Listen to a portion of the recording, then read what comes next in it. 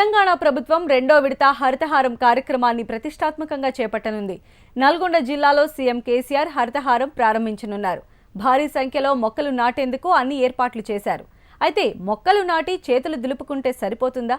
మొక్కలను నాటడంలో చూపుతున్న ఉత్సాహం వాటిని కాపాడడంలో చూపుతున్నారా?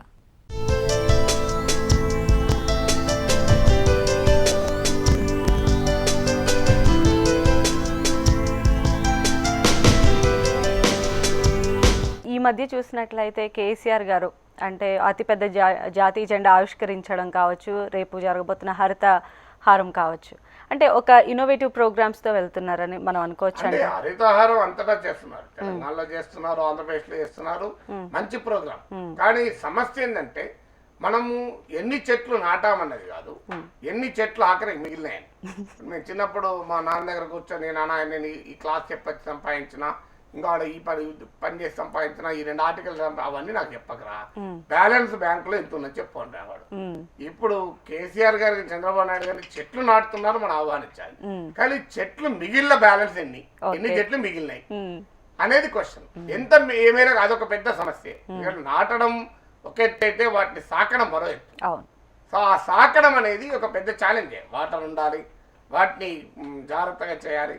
ఇలా మనం ఒక చెట్టు మీద 15,000 రూపాయలు పెట్టి కోట్ల చెట్లు నాటుతున్నాం. సమస్య తర్వాత ఏమవుతున్నాయి అనేది డెఫినెట్ గా అవసరం. ఎందుకంటే టెంపరేచర్స్ పెరుగుతున్నాయి, భూతాపం గ్లోబల్ వార్మింగ్ పెరుగుతుంది. డెఫినెట్ గా చెట్లు పర్యావరణానికి, మనిషి జీవనానికి చాలా కీలకమైనది. ఎందుకంటే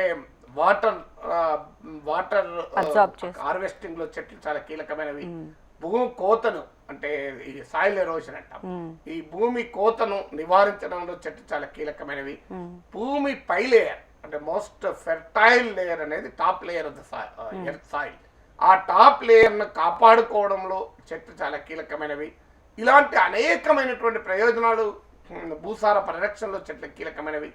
ఇలా టెంపరేచర్ తగ్గించడంతో పాటు మానవ జీవనానికి మూలం. అన్ఫార్చునేట్లీ కొన్ని అవసరాల రీత్యా చెట్లు నరుకుతున్నాం, కొంత అవగాహన రాహిత్యం వల్ల చెట్లు నరుకుతున్నాం, ఇష్టం వచ్చినట్టుగా విచక్షణారహితంగా చెట్లు నరుకుతున్నాం. అందువల్ల హరితహారం లాంటి ప్రోగ్రామ్స్ మనం హృదయపూర్వకంగా ఆహ్వానించాలి. కానీ చెట్లు కాపాడడం పైన కేంద్రీకరణ ఆ స్థాయిలో ఉండడం లేదు. చెట్లు పెట్టడంలో చూపుతున్న ఉత్సాహం చెట్లను పరిరక్షించడంలో చూపడం లేదు అనేది ఒక ఆవేదన. అలాగే అటవీ భూములు ఉన్నాయి, బ్రహ్మాండంగా చెట్లు పెంచచ్చు. అక్కడ ఆ అటవీ యాజమాన్యంలో మనం ఇంకా లోపాలు ఉన్నాయి, వాటిని సవరించాలి.